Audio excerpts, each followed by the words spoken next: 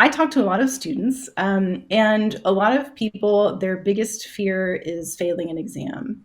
And unfortunately, you failed the D5 exam the first time you took it. And I know that because of that, you made some adjustments to your studies. And I'll cut to the chase. When you took it the second time, you got a pass with distinction. So clearly, whatever you did worked. And so, could you tell us a little bit about what happened and what changes you made between your first and second attempts at D5? So I'd passed D1, D2, and D3 quite, I'd been quite done, I think, a fairly good job. And so I jumped in and said, all right, I'll sign up for D4 and D5 at the same time to save myself on travel because I'm in rural South Carolina. So getting back and forth is a bit of a hassle. So mistake number one, doing D4 and D5 at the same time and then doing the exams, back to back. So that was mistake number one on, when assessing. And I didn't do that well on D4 either on that same day compared to how I'd done previously. So the first piece of advice is if you can break those two units up because even though they're short, they sneak up on you like really quickly. But then I looked back, I did really badly on the tasting. I had, a bad tasting day.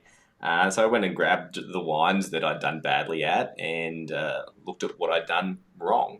And the big thing I'd done is I'd probably gone in a little bit too confidently and rather than going with structure, I looked more at these aromas that I sort of got a hint of this and a whiff of that, and I'm like, I know what that is. And then everything started lining up the way it should. And that was not really the case. I think I talked myself into things. And then, towards the end of the tasting, you're writing everything down furiously. I'm like, am I really getting this? This doesn't seem quite right. And then the wines came out 2 days later, and I love the fact that they released the wines. I think that's really, really key. I'm like, geez, I was really quite off on those.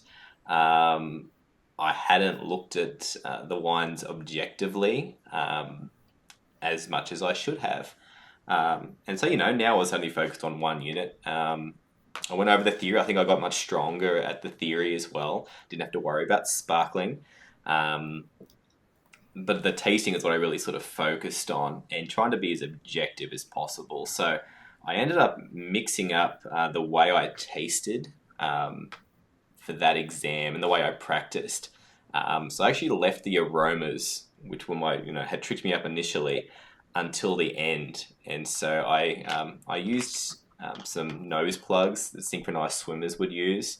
So apologies to whoever sat beside me in the D5 exam, but I used those to make sure that I was being as objective as possible and I wasn't letting aromas get in the way. And so when I wrote down what the alcohol was, what the acidity was, it was objective. I didn't know what any of those aromas were. And so I felt really confident then, take the nose plug out and then I'd do the aromas later.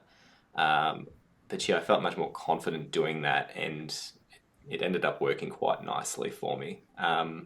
So yeah, I think just going back to the drawing board, changing things up and finding weaknesses. And, I did end up finding I did have some weaknesses with some of the, characteristics of fortified wines, despite the fact it was my favorite unit. So that was sort of the kicker as well. Like I've got a bit of a sweet tooth.